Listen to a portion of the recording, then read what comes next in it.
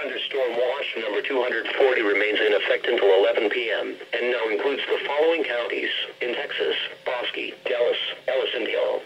Remember, a severe thunderstorm watch means that conditions are favorable for the development of severe weather, including large hail and damaging winds, and close to the watch area. While severe weather may not be imminent, persons should remain alert for rapidly changing weather conditions and listen for later statements and possible warnings. Stay tuned to NOAA Weather Radio, commercial radio and television outlets, or internet sources for the latest severe weather information.